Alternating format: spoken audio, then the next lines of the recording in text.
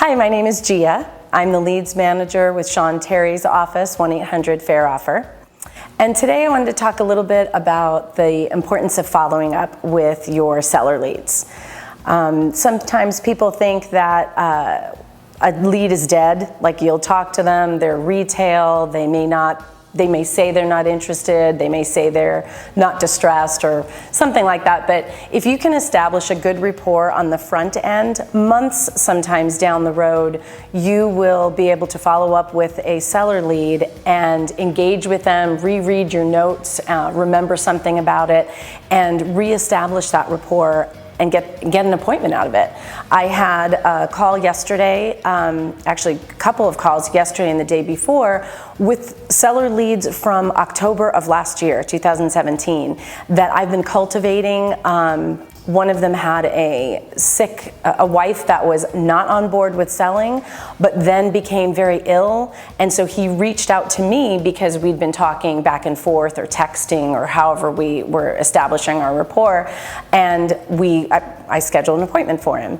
Another seller lead, he has sisters that are being very difficult with a property that was a deceased parent, and I know this. I know he's struggling. He wanted to take the offer that we wanted to give him, but his sisters are, wanting to get a higher amount. They're in probate right now, so he and I have discussed back and forth about what our offer would be in case those other offers that might be a little bit higher, maybe unrealistic, they're going to drop out later.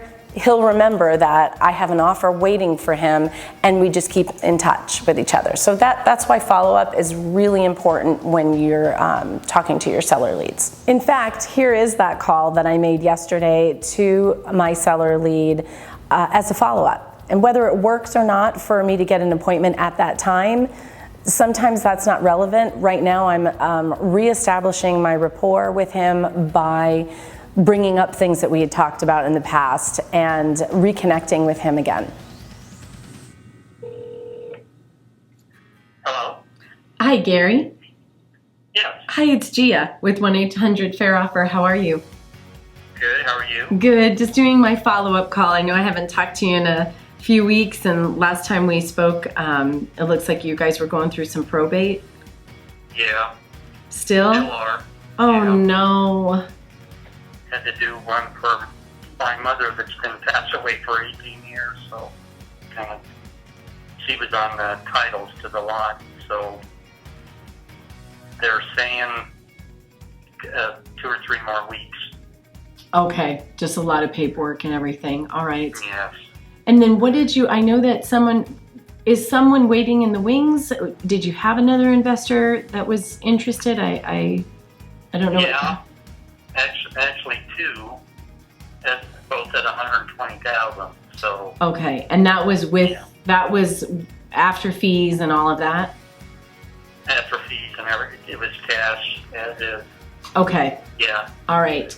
So I think what I'll do is I'll wait for a couple more weeks until you guys are done, or if you want to, just in case you know where I am, you've got my direct number, just in case something falls through with those other investors, because I know sometimes they'll have somebody and then, what happened already, so yeah. I know, and I know you're at the mercy of the sisters, so.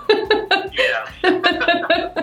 So you just let me know. I'll touch base with you in a couple weeks, see where everything is, and then we'll pick it up from there.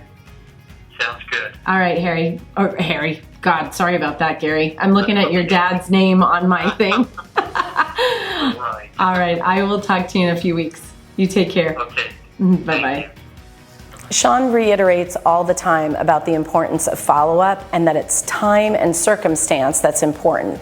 Not necessarily right on that front end when you make that initial call that you might make an appointment or be able to purchase that house, but in the long run, because you've established that rapport, because you've made those connections, and you're continuing that process with that seller lead, that's when you're gonna hit them. The circumstance may change, but you still have that connection, and right when you make that call and you follow up with them is when they're ready to sell, when they're ready to schedule an appointment, and when you're gonna get that house for sure. I cannot stress enough of the importance of the follow-up. So whether you or your team are continuing to follow up with them, may it be by phone call, texting, email, maybe a voice blast, a text blast, a sequence that you may start in Podio, I tailor my follow-ups to the leads that I'm working with. Because I'm so one-on-one with them, there's some leads that on the front end, so that they don't feel bombarded or they opt out, I may even tell them, hey, you're going to get some of my voice blasts. I know maybe you're not ready right now, but I don't want you to forget about me. So maybe weekly, if it's okay, you're going to get a text or a voicemail. Delete it for now, but when you're ready, at least you'll have my phone number right there and you can reach out to me. So that way, at least they're not saying, oh, it's 1-800-FAIR offer again, delete. They're like, oh yeah, it's Gia. She already told me she was going to be reaching out to me. I'm still not ready, delete.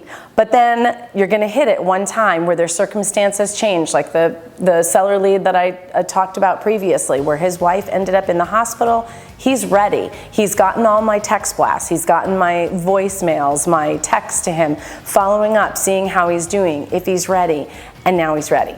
And if there are any questions you have after you kind of review this and watch it and listen to the information that I'm giving you, please leave it in the comment section. I will be more than happy to help you out. If you have a specific question about follow-ups or anything like that, please do feel free to leave it in the comment section and we'll get back to you as soon as we can.